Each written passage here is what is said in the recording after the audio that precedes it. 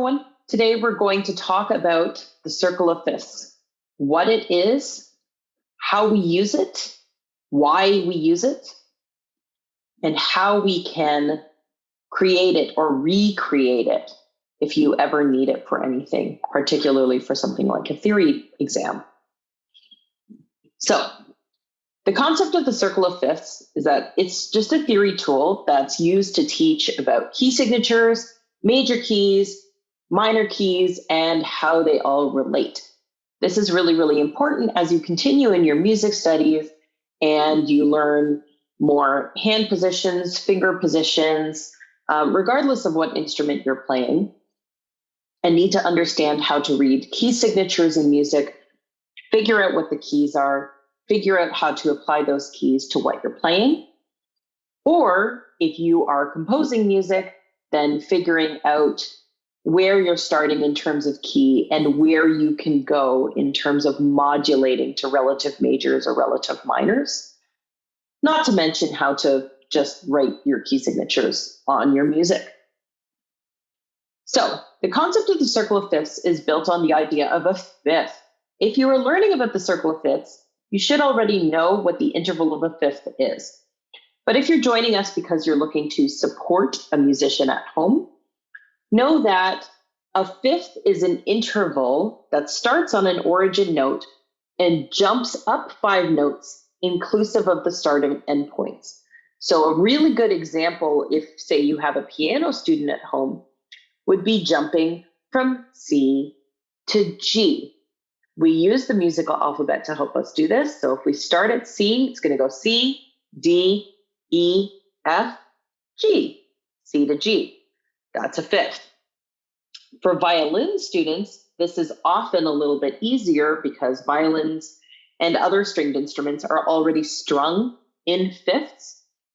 So for example, our open strings go from G to D to A to E. So we have some natural fifths sort of built up into our repertoire.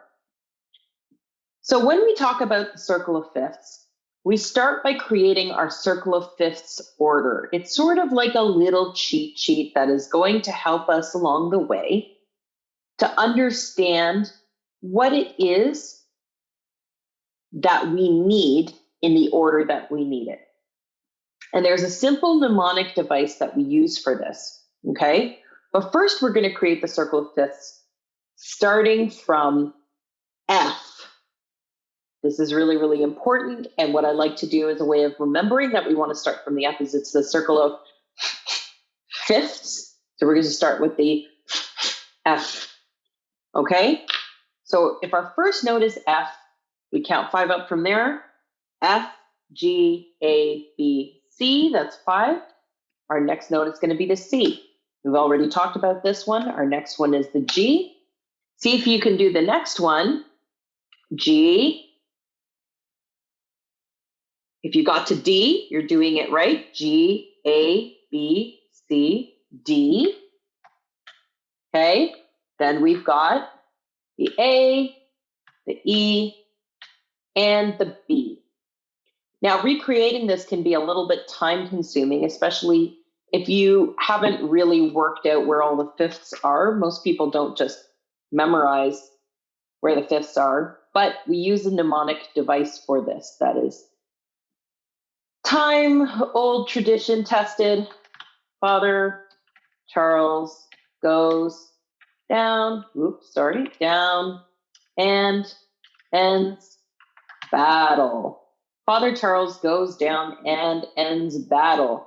There's a reason we use this particular mnemonic device. You're welcome to try and create your own, but a little later we're going to talk about why it's really important that somebody has created this particular memory device, okay? So we have our order, F, C, G, D, A, E, B. Father Charles goes down and ends battle. All right, now moving over to this large concentric circle diagram that is in front of us.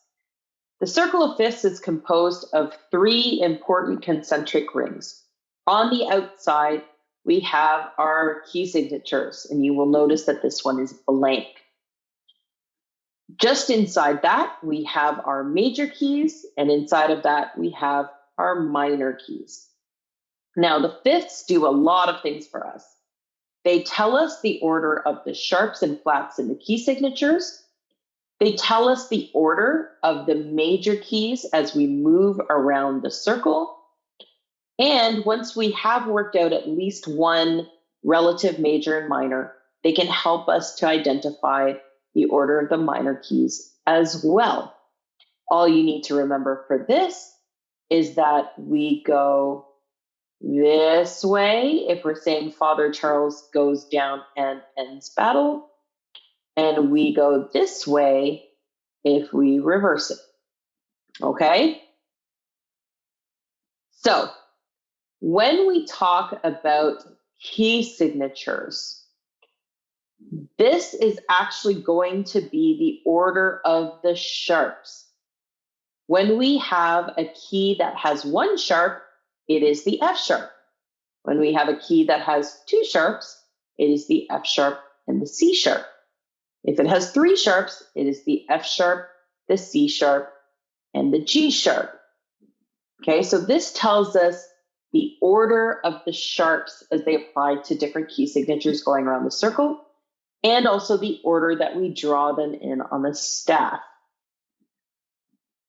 So if I'm going to draw, say, the key signature here, because this is the space for one sharp, I'm going to put an F, and that F needs to be on line 5 when we're talking about the treble clef. Okay?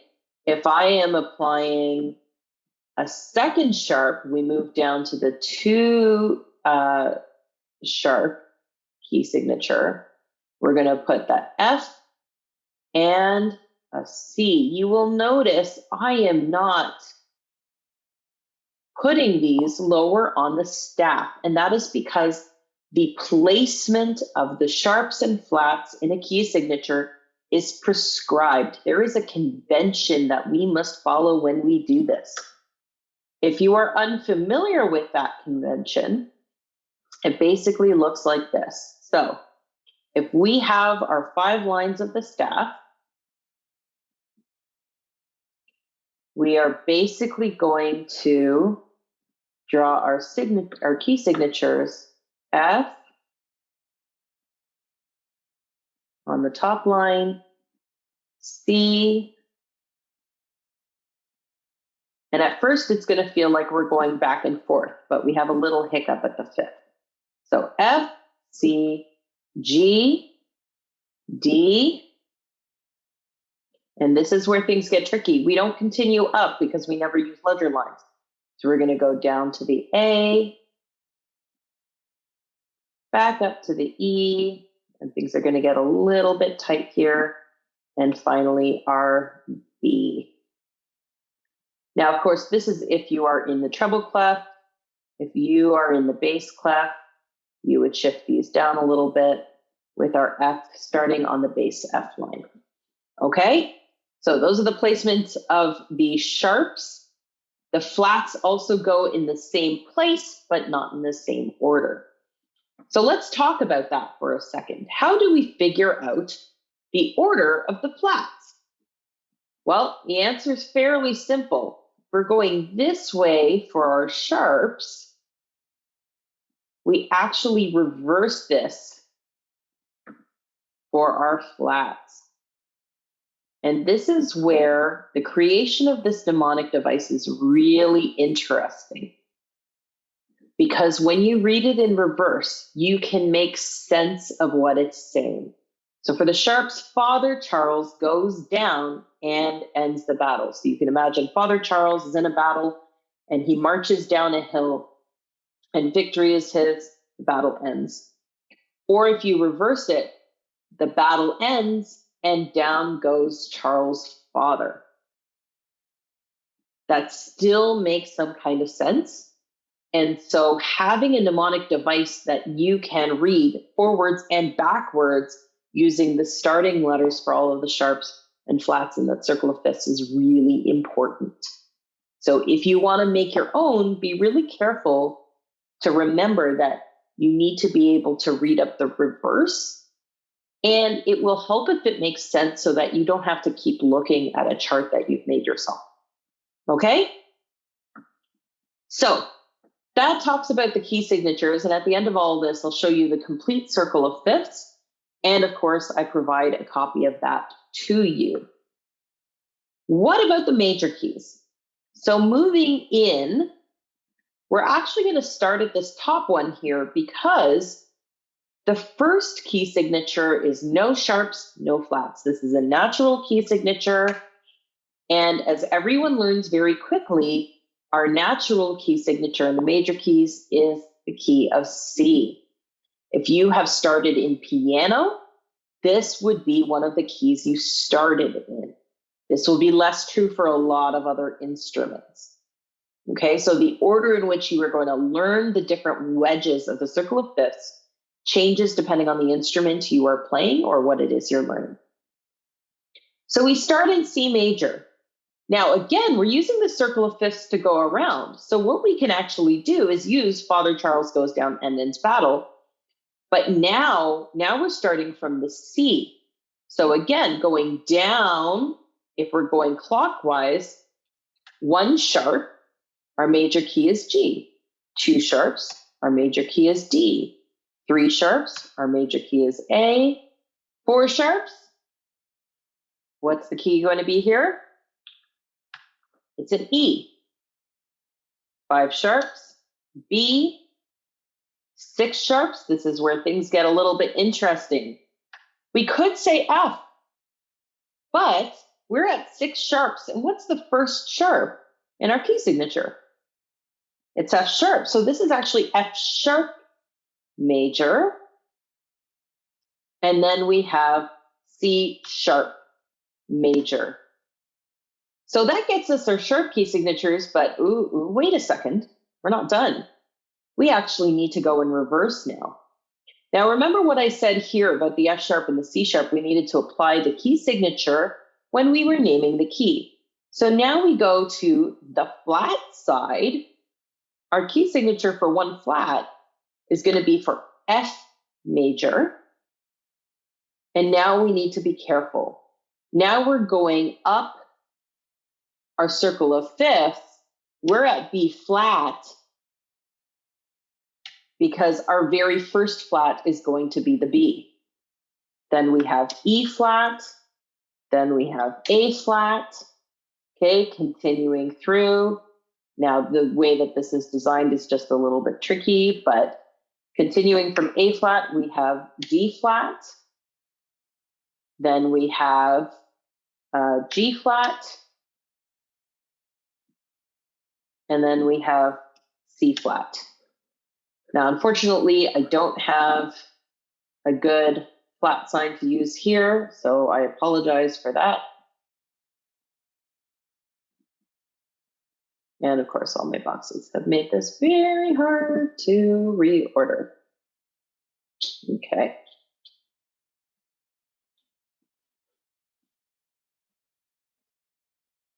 So hopefully that's making some sense at this point.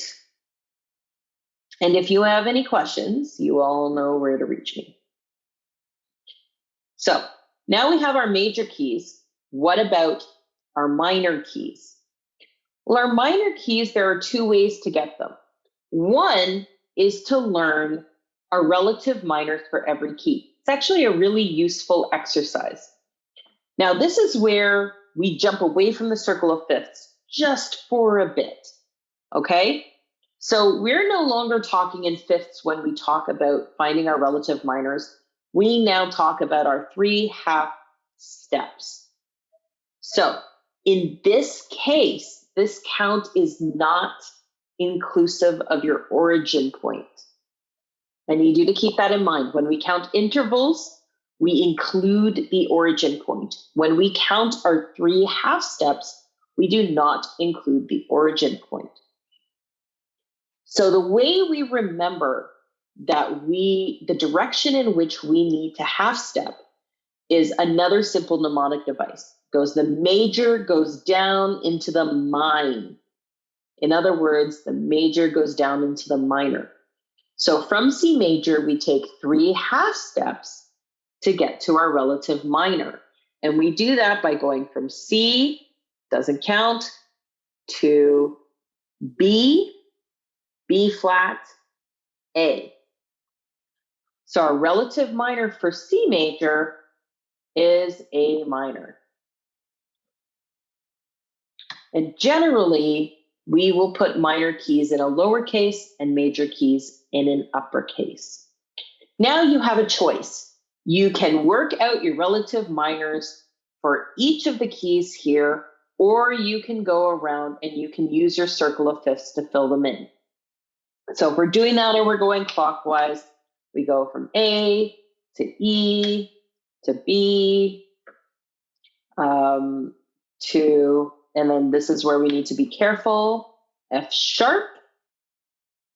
Then we have C sharp minor and G sharp minor. Now, because I'm already here, I'm actually just going to adjust this for a second. Okay, then we have, what's next? We did C sharp minor, G sharp minor, we have D sharp minor, and we have A sharp minor.